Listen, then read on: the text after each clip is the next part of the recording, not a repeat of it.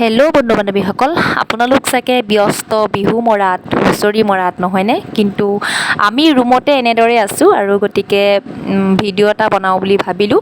আৰু বিহু ইমান সোনকালে আঁতৰি নাযায়। এই বিহু বহুত যথেষ্ট ডাঙৰ আৰু যিহেতু বিহু আমাৰ এতিয়া অসমৰে নহয়, ভাৰতৰে নহয়, বিশ্ব দৰবাৰলৈ বিহুটো ওলাই গৈছে। গতিকে আমাৰ বাবে এইটো বহুত গৌৰৱৰ কথা। আৰু ইমান সোনকালে বিহুটো কেনেদৰে আমি অসমবাসীয়ে কেনেদৰে ইমান সোনকালে বিহুটো বিদায় দিওঁ নহয়নে?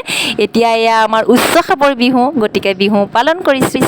গতিকে সকলোৰে মিলি জুলি বিহুটো উদযাপন কৰক আৰু যথেষ্ট শক্তিদায়ক হওক বিহু। আৰু অসমৰ চুকে কোণে, ভাৰতৰ চুকে কোণে যিমানখিনি মানুহ আছে সকলোৱে বিহু পালন কৰক। আৰু এনেদৰে বিহুৰ দিনা ৰাতিপুৱাই একদম বিহুৰ সাজ পোছাকেৰে ধুনীয়াকৈ তৈয়াৰ হৈ ফটোশ্বুট কৰিলোঁ ৰুমৰ ভিতৰতে নিজেই। আৰু কেনেকুৱা লাগিছে ফটোকেইকপি আপোনালোকে জনাবচোন দেই কমেণ্ট কৰি। আৰু বিহু এনেদৰে আমি বিহুক আগুৱাই লৈ যাব লাগিব, যিহেতু আমি অসমৰ বাহিৰত আছোঁ যদিও এনেদৰে বিহু সাজ পোছাক কৰি ধুনীয়াকৈ ফটো তুলিবলৈ মন গ'ল। আৰু ঠিক একেদৰে আমাৰ অকণমানি কলিজাজনীকো ধুনীয়াকৈ অকণমানি এজনী নাচনী বনাই ফটোশ্বুট কৰিলোঁ আৰু আপোনালোককো দেখালোঁ আৰু ইউটিউবৰ পৃষ্ঠাটো ধুনীয়াকৈ ৰাখি থ'লোঁ। তাই ডাঙৰ হ'লেও চাব পাৰিব আৰু আমিও চাব পাৰিম আৰু আপোনালোককো দেখুওৱা হ'ল। চাওকচোন, তাই ঠেহ লাগিলে, এনেদৰে ঠেহো লাগে মাজে মাজে নাচনীজনীৰ, কিন্তু মই ধুনীয়াকৈ ৰাখি থ'লোঁ। আৰু বিহুৰ দিনাই আবেলি সময়ত মই জেতুকাৰ সন্ধানত বুলি ওলাই গ'লোঁ।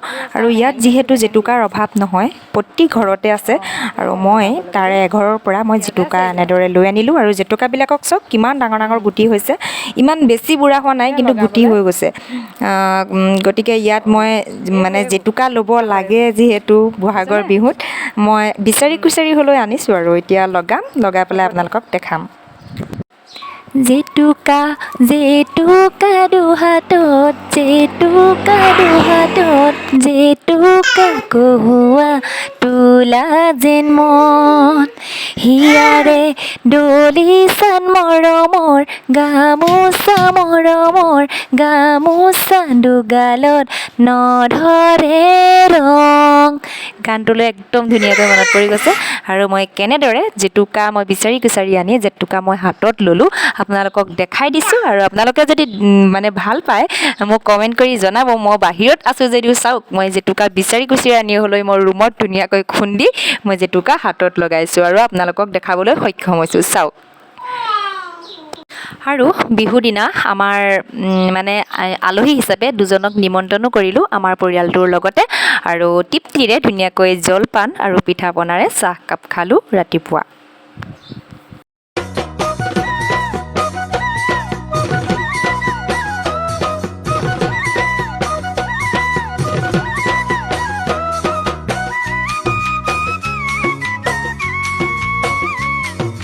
আৰু শেষত আমাৰ দেহাৰ বিহু দিনাই পিন্ধা ধুনীয়া ড্ৰেছযোৰৰ সৈতে মোৰ ব্লগটো সামৰণি মাৰিছোঁ। আৰু আপোনালোকে চাই কেনেকুৱা লাগিলে মোক কমেণ্ট কৰি জনাব। ভাল পালে লাইক এটা কৰি দিব।